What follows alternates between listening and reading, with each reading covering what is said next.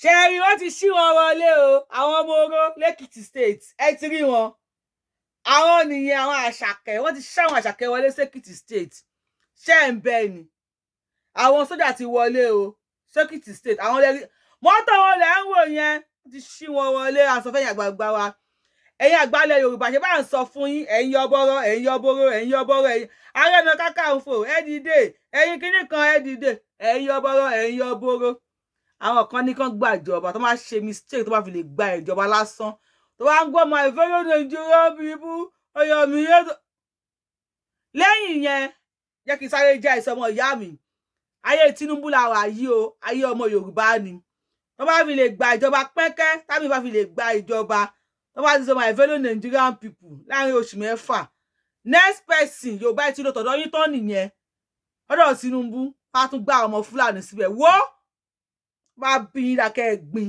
pẹ́kẹ́ mo lè jẹ́rìí àwọn yẹn àwọn àbò wọn ò ní gbélé mọ́ fún yín láéláé ayé àdìmọ̀gán náà ni wọn ò ní gbélé fún yín àná àìgbélé fún yín yẹn wọ́n ti shift everything sọ́dọ̀ wọn ẹ̀kú Abacha déngbà yẹn ó kó owó everything lọ sókè Buhari náà dé ọ́n pààkì ẹ̀ ní Tinubu ti ń bá yín pààkì ẹ̀ díẹ̀díẹ̀ sí ẹ wá ń sunkún Tinubu òṣèlú dáadáa ìlú tó ti bàjẹ́ after 60 something years ẹ fẹ́ kí Tinubu ṣe láàrin 6 months àbí ojú ẹ jáwọ́ ní agbami ètò Yorùbáwùyí lórúkọ tèmi èmi jẹ́ǹtù o mo lóyà ẹ já lọ. Ó yá ẹ ó sọ fún wọn wípé sójà ló ní ìjọba Ìbà Gani Adams wọn ó fi yé wọn wípé mínísítírì ló gbàjọba ẹ jẹ́ kó máa yé wọn wípé sójà ló ní ìjọba àní kó máa yé wá wípé mínísítírì ló gbàjọba àwọn kì í gbàgbàkúgbà bí iṣẹ́ bá yá iṣẹ́ ti yá àwọn kì í gbàgbàkúgbà bí iṣẹ́ bá yá iṣẹ́ ti yá a ó fi yé wọn wípé sójà ló ní ìjọba tuálé ẹyẹ ọ̀gá mi wọ́n ti káwọn àṣàkẹ́ wọlé àwọn àṣàkẹ́ lẹ̀ ń wò yẹn wọ́n gbọ́ kankan wọn gbọ́ nǹkan àwọn eléyìí wọn ò gbọ́ anything wọn ò rí nǹkan kan ọmọ yorùbá ó yẹ ẹ sọ pé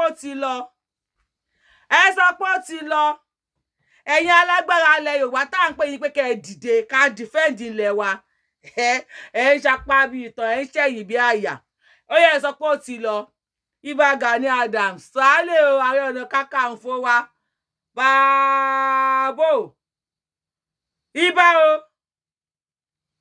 à ń pè lójoojúmọ́ Ìbà Gani Adams Ààrẹ Ọ̀nà Kakanfò ẹ gbà wá mo rí fídíò tẹ́lẹ̀ ṣe máa play ẹ̀ ẹni kan fún yín 6 months tẹ́ bá fi eradicate ilẹ̀ àwọn insecurity ilẹ̀ yorùbá Ìbà Gani Adams ẹ̀jẹ̀ tún fi condition sí ẹni nígbà táwọn governors bá support yín kẹ́ tó dìde ìgbà tí aláàfin wà ń bẹ láàfin òṣìgun nísìnyí láwọn governors lẹ tún dúró dè ẹ má wulẹ̀ worry wọ́n ti ṣí wọn wọlé àwọn àṣàkẹ́ nìyẹn wọn ò gbọ́ anything àwọn eléyìí wọn ò rí nǹkan kan ká tó wá play fídíò tẹ́ ṣe nísìn to tell everybody pé insecurity ti wà nílẹ̀ yorùbá kẹ́ ẹ tó dórí oyè kẹ́ ẹ tó jẹ ibà bóyá insecurity yẹn ni aláàfin baba late aláàfin Lámídì àná ni wọ́n ṣe fi yín jẹ bí ẹ máa dìde fún ẹdẹ ní aláàfin òṣìgun fún yín ókè aláàfin dẹ̀ ti wàjà nísìn ẹlẹ́dọ̀dọ̀ àwọn gọ́vnà wọ́n ti káwọn èèyàn wọlé àwọn nìyẹn pẹ̀lú fẹ́ bèèrè lọ́wọ́ èèyàn gbàgbà ilẹ̀ yorùbá Sunday Igboho dìde ń gbà yẹn láì sọ pé anybody ẹ ṣẹ́ nìtì fún mi ẹ̀hàn ẹmu dání ni ọlọ́run ni ò jẹ́ kẹ́ ẹ yọ ọmọ ọlọ́mọ lọ́rùn orí ló yọ ọmọ adáàdì kún orí ló yọ ọmọ adéyẹmọ bẹ́ẹ̀ báyìí ibà tùálẹ̀ o àwọn eléyìí mo fẹ́ bèèrè lọ́wọ́ yín ẹ̀yin ọmọ yorùbá tó bá wọ́n yẹ deploy wọn sékìtì tó bá deploy wọn sí Lagos State wọ́n deploy wọn sọ́yọ́ wọ́n deploy wọn sóńdó wọ́n deploy wọn sígbá wọ́n deploy wọn sáwò tí wọ́n ráàdì wá lẹ́ẹ̀kan náà mo kàn fẹ́ bèèrè inú yín how many percent ni ọmọ yorùbá tó wà nínú iṣẹ́ àmì àwọn tẹ̀rẹ̀ bá mi wojú wọn dáadáa o wọ́n ń ṣàmì ilẹ̀ ẹ má yà bínú síra wa o àwọn tẹ̀ ń wo wọn ń ṣàmì ilẹ̀ Yorùbá o àmì Nàìjíríà ni wọn o any tribe ló wà ń bẹ̀ any kí ni mo sọ fún yín any tribe ẹ dẹ̀ pé ẹ repent wọ́n ti ṣí wọn wọlé tẹ bá bẹ́ ọba tó bá bí ànábì àbẹ̀ Sunday Igboho ti bọ́ba o Sunday Igboho bọ́ba àwọn eléyìí ò ní bú yín kẹ̀ tẹ́ bá àwọn eléyìí ò ní bú ọba wọ́n ti sweat alliance wọn náà wọ́n sweat ó ti wọ́n kọ́ kamo I love this work this job I love and daku now ibà ẹ jẹ́ agbọ́rọ̀ lẹ́nu yín nígbà tá ẹ ṣe jẹ oyè internet never forget now àbí ká kọ́kọ́ wá ẹ wò ẹ ká kọ́kọ́ wá ọmọ oró náà ẹ ká kọ́kọ́ gbọ́rọ̀ lẹ́nu ọmọ oró náà ẹ wọ́n tó fi ń drive.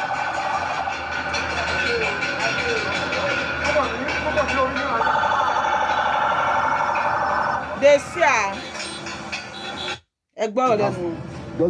There will not be night and there will not be day because we will work, we will do our work and clear the bushes 24 hours.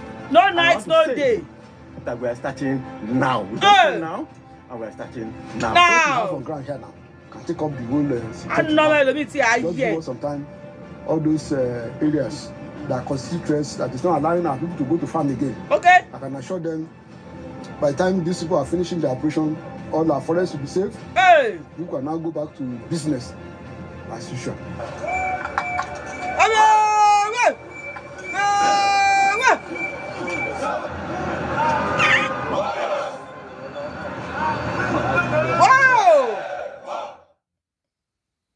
Over Benny, oh yeah, bear. Can't be a bear. One bear, the mini bear, Kube. Ekiti don't see what anything. He beg with my buy everybody. He beg bojo. Oh my buy anybody buy a boo. And anything can happen at any time. Àwọn ìlú tó kù tí wọ́n ti gbàjọba wọ́n ní wọn ò ṣe dáadáa náà ni. Now ilé tó dáwó lọ́jọ́ kan péré tẹ́ni tó nílé ò lówó lọ́wọ́ ó lè má ṣe ètúnṣe fọ́dún 6 Nàìjíríà tó ti bàjẹ́ láti over 60 years ẹ fẹ́ kí Tinubu tún ṣe láàrin 6 months dey play. Ibà ẹja gbọ́rọ̀ lẹ́nu yín nígbà tí ẹ ṣẹ̀ṣẹ̀ dé orí oyè ẹ sọ̀rọ̀ Ibà. Thank you, bàbá mi. Bó ń ṣe ibi tẹ́yàn máa ń wá ipa ọmọ Odùduwà. Okay. Ìran tó bá ta ẹ̀jẹ̀ ọmọ Odùduwà lẹ̀ láìṣẹ̀. Ọmọ nìkan kọ́ o. Ìran máa kábàámọ̀ ni. Wàláì wọ́n tẹ ìjọba gan kalẹ̀. Ó ṣe mí láàánú fún àwọn tí wọ́n fi Fúlàní x-men bójú. Wọ́n tẹ̀jẹ̀ aláìṣẹ̀ ọmọ Odùduwà lẹ̀. Mo ti sọ̀rọ̀. Tí àwọn olóyìnbó ń pè ní issue statement. Okay. Lórí ọ̀rọ̀ iṣẹ́ wọn bí mo ṣe lórí oyè ní. Bẹ́ẹ̀ láti settle down. Ìdí study Yorùbá mọ̀. Because Yorùbá tó bá fẹ́ ṣe Yorùbá lóore tó bá fọgbọ́n ṣe ẹ̀yìn ajẹ̀bí ńlẹ̀ Yorùbá. Bẹ́ẹ̀ni. Ó ti wà nù jàǹgbara ó ti lé ní 25 years. So mo fọ́ study situation. Mo study reaction àwọn èèyàn. So ìgbà tí mo rí pé ó kù ọjọ́ méjì kó pé oṣù kan mo issue statement. Okay. A rí lọ́nà méjì. Nǹkan tó fa kínní. Ìkíní ni wípé àwọn Fúlàní kan ti ń rí pé a ti ń ṣe ìdàgbàsókè iṣẹ́ oko wa.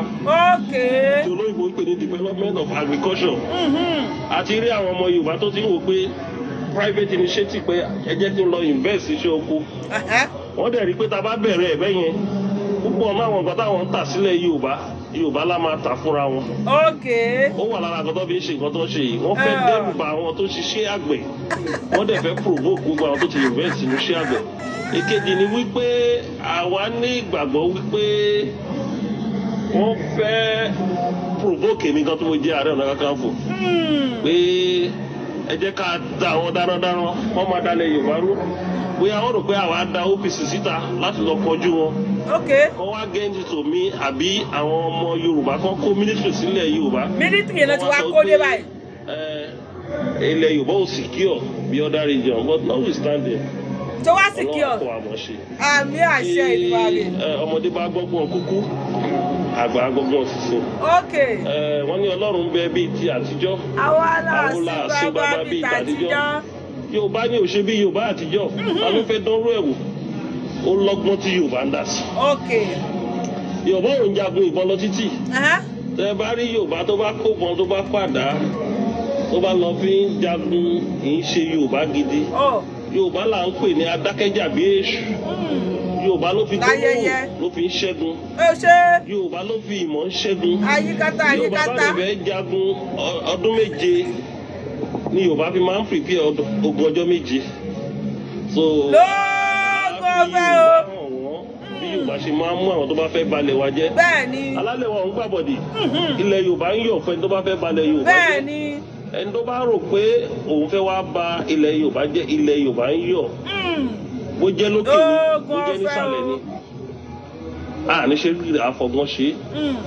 A ní fẹ́ kán tì wá. Wọ́n wá set trap fún wa. Especially position yìí. Kì í ṣe gbogbo àwọn èèyàn tó jẹ́ àbàyè jẹ́ nínú ẹ̀dùn sí position yìí. Wọ́n dẹ̀ rí pé mi ò ń gbàgbọ́dé fúnlẹ̀ Yorùbá. O lè fowó rà mí. O dẹ̀ lè tì mí tìkùtì. Nǹkan tí máa mọ̀ pé ó da fúnlẹ̀ Yorùbá. Òun ni máa ṣe fúnlẹ̀ Yorùbá ní ìtagbára mi bá ká.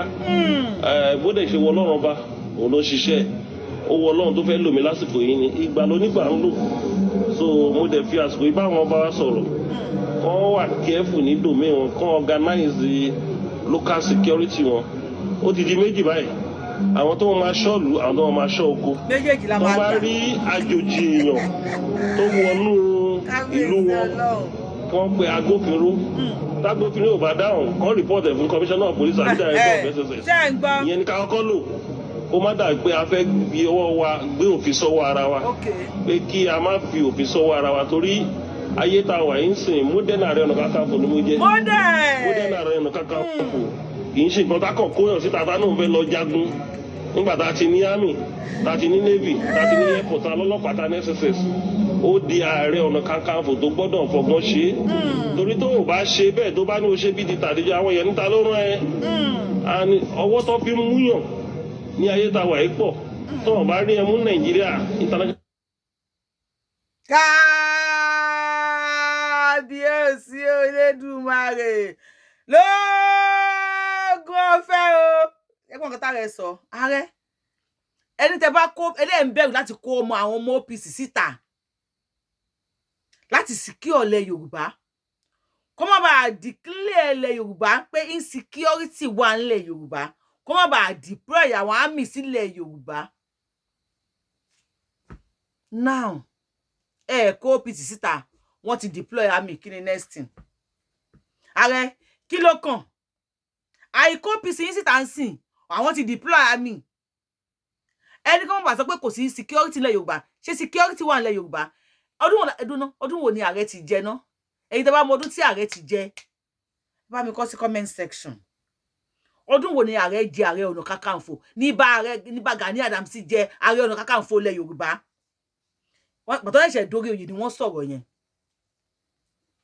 tí wọ́n ẹ̀ṣẹ̀ dórí oyè pẹ́m ni wọ́n sọ̀rọ̀ tí wọ́n sọ yìí now wọ́n ti wá bọ́ta sọ̀rọ̀ nísìn àwọn sọ̀rọ̀ on the 7th of February 2024 bóyá ààrẹ ti ń gbọ́ fìnnìfìnnì pé ó ti fẹ́ bọ́ sí o ìdánwò ẹ̀dì o bàbá ìdánwò sí bàbá yà bọ́ta máṣálá mo wà ń bí o ààrẹ fọhùn sókè wọ́n sọ̀rọ̀ ààrẹ jáde wọ́n jáde tán ni o grant interview wọ́n ní 6 months náà nìkan fáwọn gbogbo ẹ̀ máa kúrò nílẹ̀ ààrẹ láti jọ yìí tí wọ́n ti ń pamọ́ Yorùbá tá ti ń pariwo mi mọ fídíò tí mo ṣe ààrẹ ẹ gbà wá o ibà Gani Adams ẹ gbà wá o ẹ má bú ààrẹ wa ni ẹ mọ yẹn ló ti kù náà ti bú mi wọ́n ní mò ń support ààrẹ olólóṣèlú ni mí wọ́n ní PDP tààrẹ ń ṣe ni mò ń ṣe ààrẹ ẹ ti jojú ayé ẹ jágbọ́n tààrẹ wá sọ nísìn tó wọ́n padà deploy army àwọn kan ò fẹ́ pò tẹwà yìí àwọn ò fẹ́ kan ò ṣe kíní kan ìyẹn kọ́ ló kàn níbi tí security wà lọ́wọ́lọ́wọ́ ẹ jẹ́ agbọ́n tààrẹ sọ ààrẹ wa. kànáà kẹ́ tó continue tẹ́ fẹ́ sọ mo fẹ́ mú ọ̀rọ̀ tẹ́ sọ yẹn dání dáadáa. ohun tẹ́ gbìyànjú àti sọ fún wa láàárọ̀ yìí ni pé láti rí solutions insecurity tó ń ṣẹlẹ̀ lọ́wọ́lọ́wọ́ yìí tí àwọn gómìnà bá fi lè support yín tó fọwọ́sowọ́pọ̀ pẹ̀lú yín láàárín ọ̀sẹ̀ mẹ́fà bí oṣù mẹ́fà lẹ́gbẹ̀ẹ́ àbọ̀sẹ̀ mẹ́fà. oṣù mẹ́fà. láàárín oṣù mẹ́fà ó máa lọ sí òrùkọ ìgbàgbé lọ́lẹ̀ pátápátá. pé táwọn gómìnà bá ti support yín tí wọ́n dẹ̀ bọ́bá àgbì kájọ ṣiṣẹ́ pàwọ̀ kì í ṣe fọ́ support ni ìjọba bá máa mú OPC ní local government ẹgbọ́ ìjọba bá máa mú OPC ní local government wọ́n máa dì pẹ̀lú ààrẹ wọ́n lọ máa mú OPC state wọ́n lọ máa pè wọ́n jọ òpó lórí o. ààrẹ kọ́ máa lọ máa mú OPC káàkiri kọ́ dì pẹ̀lú yín gangan fún gbogbo ilẹ̀ Yorùbá. ààrẹ ẹ̀dúdà àwọn governors kí wọ́n ṣiṣẹ́ papọ̀ pẹ̀lú yín ẹ̀dẹ̀ tí kò máa possible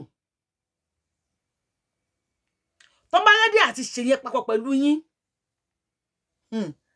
ààrẹ àwọn alágbára díẹ̀ o wọn ò ní deploy sójà wọn ò ní deploy sójà torí pé wọn ò rẹ́dí sí ẹ pé wọ́n ti deploy sójà wọ́n retí tó máa gbá front fọmọ Yorùbá ni even though tó máa mú ẹ̀pọ̀n ẹ̀ dání bó ṣe mú Sunday Igboho dání nǹkan tí wọ́n retí nìyẹn ẹ̀dẹ̀ pẹ́ agbára àtàṣẹ òkè ló wà abẹ́mọ̀ wọ́n ń wọlé wọ́n ń gbé anybody gbé èbù ààrẹ ó yẹ kẹ́ bọ́ta fún wa ni ṣùgbọ́n ọ̀rẹ́ ti sọ̀rọ̀ síwájú Ọlọ́run níjẹ́ ẹ sọ̀rọ̀ tán o ẹni modern ààrẹ lẹ jẹ ẹ̀yin tẹ́ jẹ modern ààrẹ bàtà ìṣẹ̀dórí oyè ṣé nísìn tó wá kú ọ̀la because on the 7th lẹ ṣe interview àbí on the 6th on the 8th no deploy àwọn àmì jáde ṣé ẹ jẹ modern ààrẹ mọ́ ni please ẹ má bu ààrẹ ní comment section o mo pé inú bí èèyàn ọmọ Yorùbá ara ń kan yín gan ara ń kan gáàsà náà mo fẹ́ béèrè question wọn ká tó máa play lọ síwájú tó bá ṣe báyìí tó bá gba ìjọba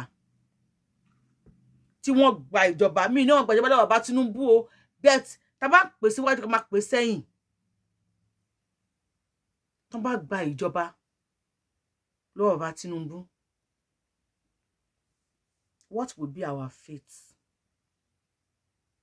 tí wọ́n gba ìjọba lẹ́nu pẹ́rẹ́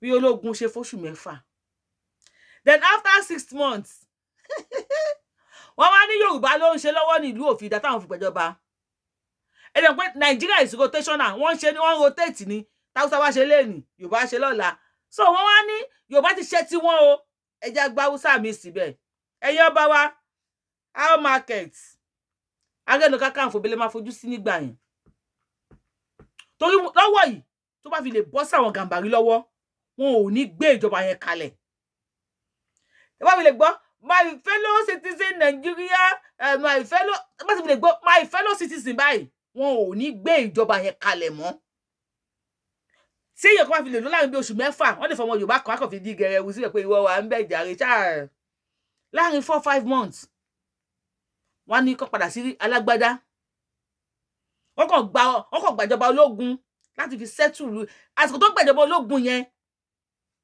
àwọn òwò náà pọ̀ nínú iṣẹ́ ológun ẹ̀mọ́ bí Buhari ṣe ṣe láyé ìgbà yẹn wọ́n pa Sondoro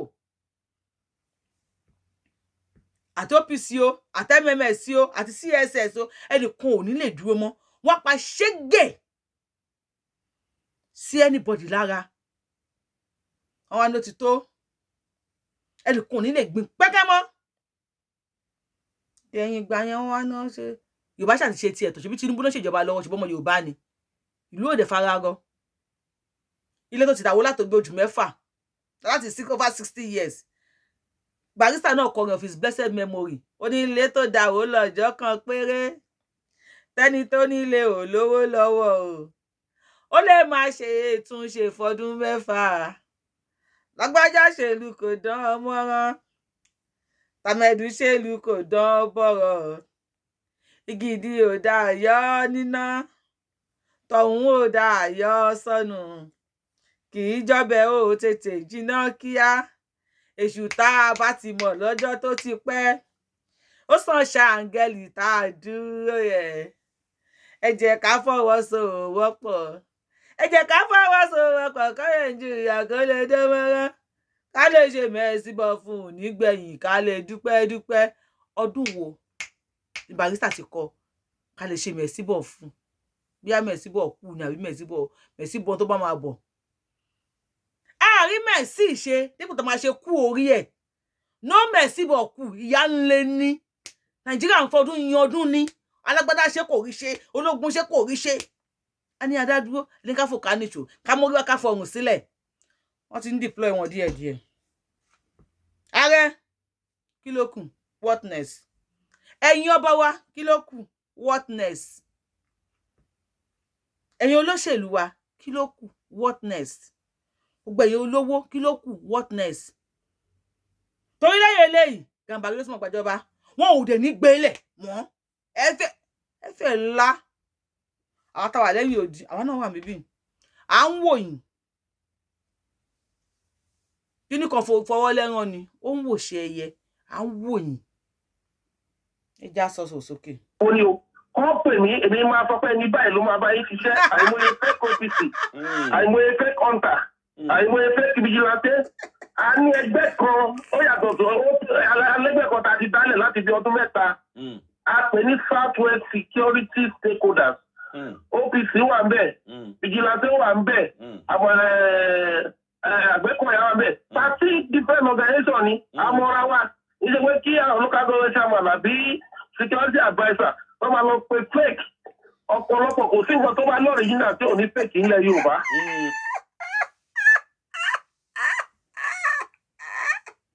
ààrẹ lógún ọbẹ̀ ò tàálẹ̀ o ààrẹ ní kò sí tó máa ní original tí ò ní fake ilẹ̀ Yorùbá kó má ìpá nǹkan ti fẹ́ jẹ fake Ààrẹ Ọ̀nà Kakanfò original number 1 tàálẹ̀ lógún ọbẹ̀ o bàbá àsìkò yìí tẹ̀yẹ̀ wá wá fake àti original yìí ṣé kò ti wá bọ́ báyìí àti sójà fake àti tí ò fake nísìn àtàwọn Gàmbàrí akúkú rí fídíò oríṣiríṣi lórí íńtánẹ́ẹ̀tì níbi táwọn boko ti ń wọṣọ sójà maybe sójà mi tí wọ́n ti tó ti dẹ́mi ẹ̀ légbodò maybe adẹ̀ rí àwọn tí wọ́n rán aṣọ fún wọn àsìkò yìí tí wọ́n ń wò tí wọ́n ń wọ aṣọ sójà káàkiri we sure pé ẹnìkan ò ní fọkànbalẹ̀ pé ẹ jẹ́ ká máa lọ sí inú igbó kí máa lọ dáko tá a pàdé àwọn ará bí nínú igbó tá a rò bóyá àwọn sójà original ni. Ààrẹ, is that the next thing to do? Ṣó ti ń clear? Gbogbo wa là ń kọ̀ tán, ẹ̀yin ń kọ èmi náà ń kọ. Ẹ jẹ́ agbọ́rọ̀ lẹ́nu ààrẹ. Fake soldier, fake OPC. Èmi mọ̀ pé fake OPC ti wà o. Ààrẹ wọ́n ní gbogbo everything, all the 6 àbí how many go states ní Yorùbá ní? All the 8 states. All the governors must contacted ààrẹ. Tá bá fọmọ wọ́ mọ̀ àná kan pa. Ààrẹ sọ̀rọ̀. Lẹ́gbẹ́ wọ́n kàn ń fi ẹgbẹ́ jẹ́ wọn ṣọ́ ọmọ ẹgbẹ́ street tẹ̀ dálẹ̀ yẹn. Wọ́n lẹ́gbẹ́ tẹ̀ dálẹ̀ nǹkan. Southwest Security Stakeholders. A máa ṣèpàdé níjọ́ Thursday báyìí. Gbogbo leaders wọn máa meet wọn. Níjọ́ Thursday. Èyí Thursday náà máa meet. Lórí ọ̀rọ̀ insecurity nílẹ̀ Yorùbá yìí náà ni. Wọ́n ti kó sọ́jà jáde lénìí. Lórí ọ̀rọ̀ security. Èyí 8 yẹn. Security stakeholders. Ẹgbẹ́ mẹ́tàlá ló wà ń bẹ̀. Wọ́n ti bọ ẹgbẹ́ tí ààrẹ. Àwọn ẹgbẹ́ mẹ́tàlá wo ló wà bẹ́ẹ̀? Àwọn ẹgbẹ́ wo? Ṣé mọ̀ pé vigilante ọmọ mẹ́ta ló wà? Tọ́. Leader àtàwọn mẹ́ta wà ń bẹ̀. Àgbẹ̀kọ̀yà ó dẹ̀ bẹ́ẹ̀ tọ́nà mẹ́rin but ó dàbí mẹ́ta ló wà lọ́dọ̀ wa. Ìkan wà tó ń jẹ́ tó ń pè ní compass ìyẹn náà wà ń bẹ̀. Hunter náà. There are 3 different groups. No, one and there. OPC. We are 13 different organizations. Okay. Even go ẹgbẹ́ obìnrin go to active go one there. Ó ṣe gallant obìnrin. 13 different organizations. Àwọn ayọ̀ lè. Gómìnà bá support yín. Tó involve yín. Tí wọ́n pe Ìbà Gani Adams pé ó yá kí la fẹ́ ṣe báyìí. Ká tó gbọ́n tá rẹ̀ máa ṣe. So Yorùbá ní ilẹ̀ Yorùbá a ní àwọn vigilante groups oríṣiríṣi tó báyìí ni wọ́n dẹ̀ ń jí àwọn èèyàn gbé ní èní 8th of February 2024 wọ́n sì wọ Ìjẹ̀bú Rẹ́mọ wọ́n sì gbé èèyàn wọ́n sì wọ ọ̀sán gangan ni wọ́n wọlé next video máa show ẹ̀ ọ̀sán gangan ni wọ́n wọlé wọ́n wọ ìlú lọ́sàn gangan wọ́n dẹ̀ kó èèyàn lọ àwọn aráàlú kan pariwo náà ti wọlé so ariwo tá à ń pa látijọ́ yìí ààrẹ kí ló tẹ̀ ẹ̀ sọ fún látijọ́ pé a ní aláwọ̀ èèyàn lẹ́ka bẹ̀rẹ̀ sí ní pariwo tiwọn náà instead àfi ń pariwo ẹ̀yin nìkan kí ló tẹ̀ ẹ̀ sọ fún wa now ẹ máa ṣe meeting lẹ́ni on the 8th àwọn Nigerian government ti kó sójà wọ ilẹ̀ Yorùbá sójà wọ ilẹ̀ Yorùbá on the 8th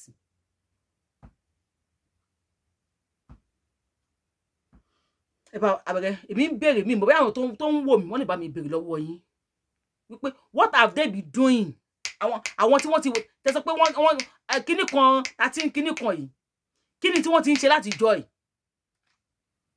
ó yẹ ká tí àwọn wa pé wọ́n gbéyàn níbi báyìí o àwọn ló bá wa wọgbó àwọn àbí wọ́n ń dúró de kí gọ́ọ̀mẹ̀ntì sáìn nìkan tó bá wa wọgbó kẹ́mi máa sọnù lọ títí àwọn gọ́ọ̀mẹ̀ntì tẹ̀lé ń wẹ̀ wọ́n lè jọ tó máa sáìn anything ṣé bá ṣe wẹ́ wọ́n ti sáìn fẹ́ táwọn tó máa sáìn ẹ̀ fún wọ́n ní Òṣùpá kọrin God bless Òṣùpá Saheed Òṣùpá ó ní tó bá ní kò kàn ẹ́ ò lè sọ ó lè kẹni tó máa kàn ẹ́ ò kà ṣe wí kìíní kan mi rántí òun yẹn dáadáa lásìkò yìí ó ti kẹni tó máa kàn wá nísìn ikú tó pẹ́ lẹ́dìyẹ ó ti ń pè léwúrẹ́ ikú tó pọ̀ ọmọ tálíkà tí wọ́n ń jí gbé ó ti ń pa àwọn ọba náà tó bá ṣàpàbà tán wọ́n tún bọ́ sórí àwọn míì tálíkà ti sáyìn ebi ń pa wá o ebi ti fẹ́ lu everybody pa tó jẹ́ tálíkà ebi burúkú àgbákò ebi ló ń lu everybody tó tálíkà mọ̀ níwọ̀n ààrẹ sọ̀rọ̀.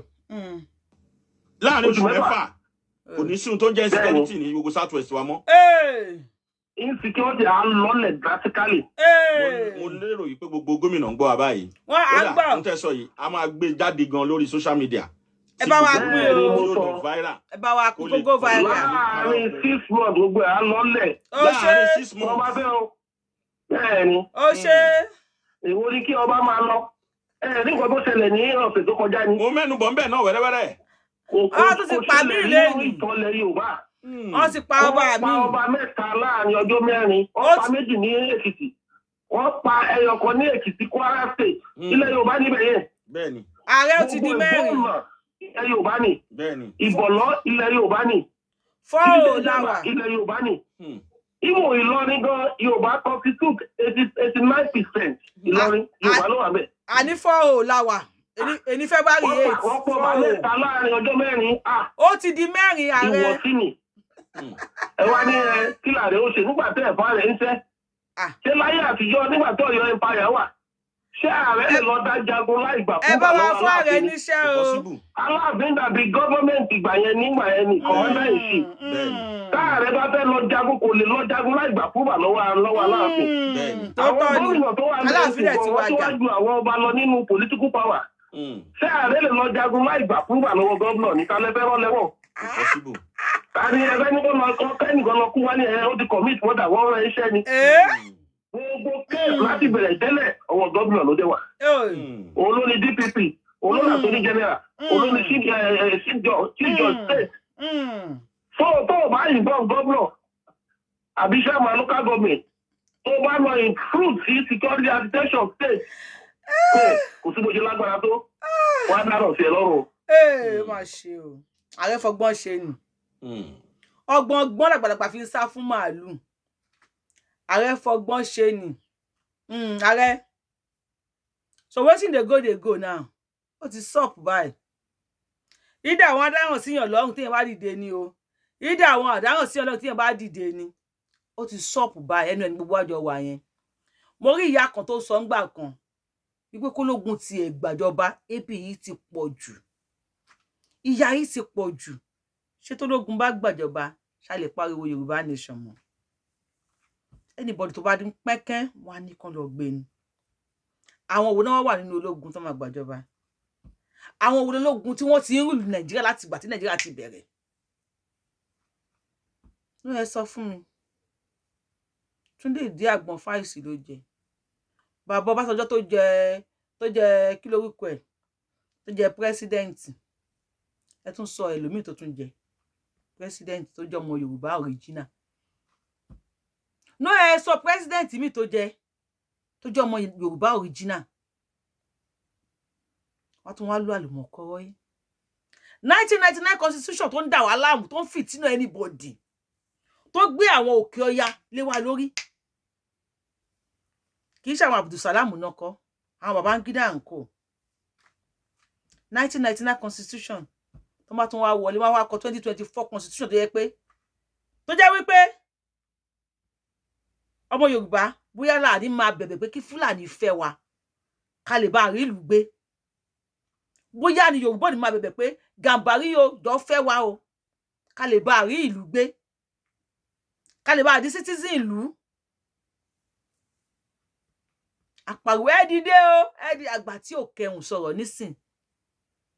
Ó máa padà kẹtàn sáré o. Torí bó ṣe ń lọ yìí. Ẹ rá àwọn Samuel Ekpa. Ẹ rá àwọn Biafra. Bó tẹ̀ jẹ́ pé ọ̀nà tó le làwọn ń gbé tí wọ́n gbà. Bẹ́ẹ̀ tó bìlì pé bó ṣe lè ṣe nìyẹn. Ǹjẹ́ o lè ti gbọ́ pé wọ́n ti gbé wọn nílẹ̀ Ìgbò. Gbogbo àwọn tí wọ́n lé nílẹ̀ Ìgbò. Ilẹ̀ Yorùbá náà wọ́n darí wá. Ìkọ́ni wọn bọ́ta ǹjẹ́ owó ló máa pítì àwọn Ìgbò àwọn kò nílùú wọn. Ó ní àmọ́ ṣùgbọ́n ilẹ̀ Yorùbá ó láwọn ọjọ́ níní. Wọ́n ní no go area ni. Sílẹ̀ ṣe pé wá kàn fún yín 6 months. Àwọn dẹ̀ ti ṣòfin pé àwọn ò ní fún yín 6 days pàápàá. Wọ́n ti káwọn àmì ò jáde. Báwọn àmì náà làwọn wo tójú wọn lè kókókókókókó yìí. Àbọ̀ àwọn kámì náà kọ́lẹ̀ ń wò yẹn. Ìjọ rẹ̀ pé wọ́n wọlé. Wọ́n ti gbé wọn nígbà o. Ṣó lè máa pa igbó ilẹ̀ Ìgbò báyìí? Ṣé wọ́n lè pa àìmọye Ìgbò tó ń dìde? Àìmọye wọn tó pé wọ́n ń ba kúròlù wọn nísàlẹ̀. Wọ́n mú Nnamdi Kanu ó wà ń bẹ̀. Wọ́n mú Sunday Igboho náà. Nnamdi Kanu Samuel Ekpa táwọn tó kù wọ́n kárí iṣẹ́ lọ. Operation We No Go Green ni. Títí tó fi take airspace wọn. Wọ́n take over airspace. Táwọn bá tẹ̀lé ṣe yẹn pà ń ṣe respect àwọn àgbààgbà wa ọmọlúàbí ni wá àlẹ́mí kan pa wá bó ṣe ń pa àwọn Ìgbò. Ṣé bá dẹ̀ lè di alẹ́ tẹ̀ jẹ́ warrior akíkanjú wọ́n sọ pé modern ààrẹ lẹ jẹ. Ṣùgbọ́n ẹnu gbogbo àjọ wà yẹn tí bolówó nú. Kò ní kó ẹnu ẹ̀ ní gbogbo àjọ wà yẹn tí kò kí ń bolówó nú. We gather day mashallah ìta ní gbogbo àjọ wà. Ojú everybody máa bó. Ojú everybody á bó. Kó tí mo mọ̀ ní wípé àwọn Gàmbàrí yìí no matter what. Àwọn èèyàn sọ pé people are saying ààrẹ ò kí ń ṣọmọ Yorùbá. Ààrẹ Ọ̀nà Kakanfò wọ́n lọ́mọ Nópé ni, wọ́n lọ́mọ Tápà ni, wọ́n lọ́mọ kinní kan ni. I don't know. And nǹkan tójú Yorùbá dẹ̀ tó ẹnu èèyàn ò ní tó. Ṣé àti ń fi ń jà rẹ̀ lẹ̀ Yorùbá? Ààrẹ Ọ̀nà Kakanfò kú wá. And nothing dey ṣẹlẹ̀. Nothing happen. Àwọn Gàmbàrí tí wọ́n kó wọlé. Ọlọ́run má jẹ́ pé kọ́rọ̀ máa padà bẹ́yìn yọ ni. Tọ́rọ̀ bá bẹ́yìn yọ àwa wà bíbí abayín gbé. Ebi ń pa wá o. Ebi bá bá yín ṣú ẹ̀. Mashallah. Ìta aláwà. In case you are seeing me for the first time. Ohun tẹ́yìn bá rí sọ̀rọ̀ yìí. Ìyá yẹn sọ fún mi pé kólógun ti ẹ̀ gbàjọba. Tólógun bá gbàjọba kò lè pay ilẹ̀ Yorùbá láéláé. Àwa ni number 1 ẹni tí ò ní pay fún láé at all. Bára yìí fẹ́ ṣe kí ló fẹ́ fi kún. Turn by turn náà ń ṣe òṣèlú ilẹ̀ Yorùbá. Tólógun má gbàjọba lọ́wọ́ báyìí. Yorùbá ló ń ṣèjọba lọ́wọ́ tó fi gbàjọba lọ́wọ́ ẹ̀. Ẹ fẹ́ gbọ́? Tólógun bá wá bọ́ọ̀lẹ̀. Next region tó kù ló máa fi sí. Western region ti ṣe tiẹ̀ nìyẹn, wọ́n tún gbé fún Northern region. Ẹ pé West àti North náà jọ ń ṣe, wọ́n tún gbé sí Northern region. Wo ojú everybody á bó. Kí ni mo sọ? Ojú everybody ó máa bó. ẹlòmíà kí hallelujah ní mọ́ṣáláṣí bí ń pa wá tó ti bàjẹ́ láti 60 years ẹni tí Tinubu ṣe lóṣù 6 tó débẹ̀ sọ fún yín ká gba Yorùbá nation má bú wa ẹ̀yin àgbàlagbà wa má yọ bọ́rọ́ má yọ bọ́rọ́ má yọ wọ́n ti deploy lọ sí Ekiti nsìn Kare if you are seeing me for Yorùbá now for the first time I am the most gentle person nílẹ̀ Yorùbá èmi ni I am the one and only Akalolo of Yorùbá land adáwọn ilẹ̀ Yorùbá ọmọjọmọ lọ iye olóyè tí ò pé méjì Abẹ́ní ọmọ òṣè pààrọ̀ tó máa pààrọ̀ Abẹ́ní Adéwájú federal government tó máa tún wá sign ẹ̀ fún Adéwájú Sàtíà tọ́lọ́run bá gbà fún tọ́lọ́run ò dẹ̀ ní gbà àkọ́kọ́ bí 99 times tó bá lọ́nu kó padà wá o subscribe button yẹn bá mi tẹ̀ notification bell ní ẹ tẹ̀ kalẹ̀ tó bá ṣe ń lọ a máa mú wá fún yín ire o ní ṣìrìn o yàrá Èkìtì pẹ̀lẹ́pẹ̀lẹ́ o kò 100 years kó láyé ẹlòmíì mo ń lọ mo ń bọ̀